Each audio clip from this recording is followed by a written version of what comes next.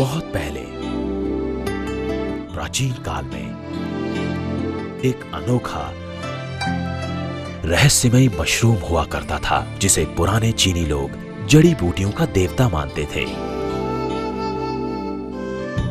अच्छे स्वास्थ्य का राज जानने की इच्छा रखने वाले लोगों द्वारा ये आदर से पूजा जाने वाला सर्वकालिक हर्ब यानी जड़ी बूटी 5000 वर्षों से भी अधिक समय से इस धरती पर पाया जाता रहा है। लगभग 2000 वर्ष पूर्व लिखित चिकित्सा ग्रंथ में पहली बार इस हर्ब यानी जड़ी बूटी का जिक्र किया गया है, जहां इस मशरूम को लिंगजी कहा गया है। 16वीं शताब्दी में एक दूसरे चीनी औषधि ग्रंथ में इसका जिक्र रेशी नाम से पाया गया है और इस तरह यह हर्ब अब तक पश्चिमी दुनिया से छिपा रहा।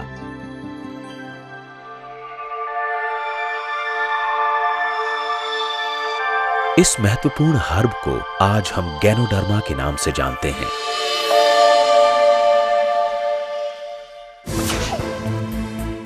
आधुनिक चिकित्सा विज्ञान ने इसमें 280 से भी अधिक गुणकारी सक्रिय तत्वों का पता लगाया है, जिनमें अनेक रोगों का इलाज करने की और शरीर को स्फूर्तिदायक बनाने की क्षमता होती है। वैसे इसे जहरीले तत्वों को नष्ट करने, रक्तचाप को कम करने और ट्यूमर्स को ठीक करने के लिए जाना जाता है।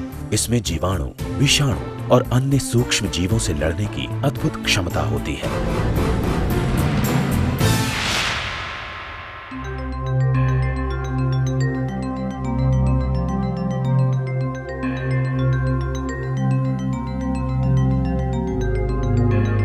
I love life.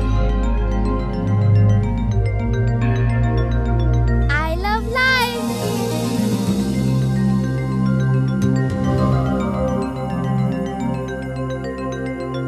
I love life. I love life. हम सभी कहते हैं कि जिंदगी से हमें प्यार है, पर क्या इस जुमले के अनुरूप हमारी जीवन शैली है? ये सुनने में दुखद है, परंतु उत्तर है नहीं। कुछ पल के लिए जरा सोचें, दिन में कितनी बार आप काम पूरा होने के तय समय से पिछड़ जाते हैं और उनको पूरा करने के लिए आपको काफी दौड़ भाग करनी पड़ती है। आपके साथ भी ऐसा ही होता है ना? इस भाग दौड़ भरी जीवन शैली के कुछ स्वाभाविक परिणाम भी है, मसलन चिंता, सोच, मानसिक दबाव।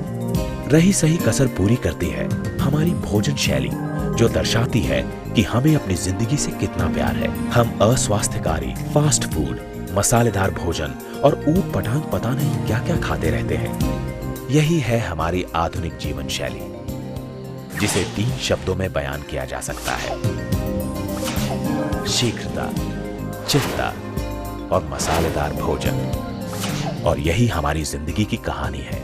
युवा अवस्था में हम पैसा कमाने की जल्दी में रहते हैं और अपने स्वास्थ्य की परवाह किए बिना भौतिक सुखों के पीछे भागते रहते हैं और बुढ़ापे में सारा पैसा उसी स्वास्थ्य को पाने और बचाने के लिए खर्च करते हैं। ये कैसी विडंबना है। तनाव, चिंता, अस्वास्थ्यकारी भोजन खाने की आदत। अभी तक इन बुरी चीजों से मन नहीं भरा था हमारा, तो हमने एक और खतरे को निमंत्रण भेज दिया। एक ऐसा दुश्मन जो अदृश्य है। ये सभी जगह है, हवा में जिसे हम सांस के रूप में लेते हैं, पानी में जिसे हम पीते हैं, भोजन में जिसे हम खाते हैं। ये प्रतिदिन प्रतिक्षण हमें अपना शिकार बना रहा है। यहाँ अभी हमारे शरीर पर विषैले तत्वों का हमला हो रहा है। आपके चारों तरफ वातावरण में प्रदूषण फैल गया है, आपके भोजन में रसायन है, आपकी दिनचर्या में चिंता और तनाव शामिल हो चुके हैं। इन विषैले तत्वों से आपके शरीर में इनकी और वृद्धि हो रही है। आइए हम गहराई से समझते हैं कि इन विषैले तत्वों से कैसे हमें क्षति पहुंच रही है। विषैले तत्वों की मौजूदगी से हमारे चारों तरफ वातावरण में मुक्त रेडिकल्स में वृद्धि होती है। मुक्त रेडिकल्स हमारे जीवन की आधार कोशिकाओं पर हमला करते हैं और इन हमलों से हमारे शरीर और इसको संचालित करने वाली प्रणाली को विचलित करते हैं और मॉलिक्यूलर लेवल पर क्षति पहुंचाकर बाधित करते हैं। इस तरह की क्षति के परिणाम घातक हो सकते हैं। इस प्रकार कोशिकाओं के नष्ट होने से ऑक्सीजन की आपूर्ति में कमी आती है, उम्र बढ़ने की प्रक्रिया तेज हो जाती है, रक्त का प्रवाह अनियमित होता है और शरीर में अतिरिक्त वसा का जमाव हो जाता है। फलस्वरूप सभी मानव अंगों पर दबाव पड़ता है, पूरी प्रणाली असंतुलित हो जाती है और सामान्य जीवन प्रक्रिया बाधित होने लगती है। निश्चय ही जीवन तंत्र चरमराने लगता है। धीरे धीरे शारीरिक प्रक्रिया का ह्रास होने लगता है, फिर बीमारी और अंत में मौत।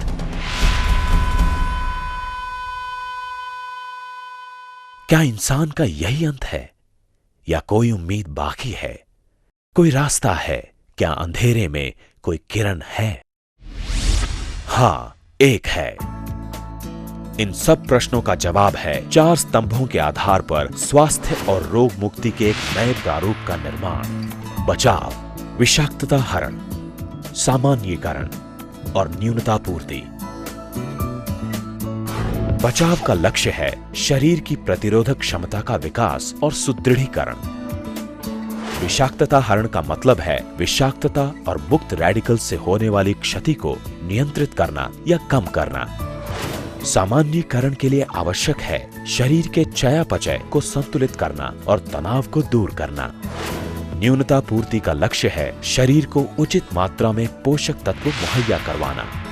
प्रश्न उठना स्वाभाविक है कि आखिर कैसे इन स्तंभों पर अपने जीवन का निर्माण करें। आधुनिक चिकित्सा पद्धति ने इन प्रश्नों का उत्तर खोजने के लिए अथक प्रयास किए हैं और अंततः प्रकृति ने समाधान उपलब्ध करा ही दिया।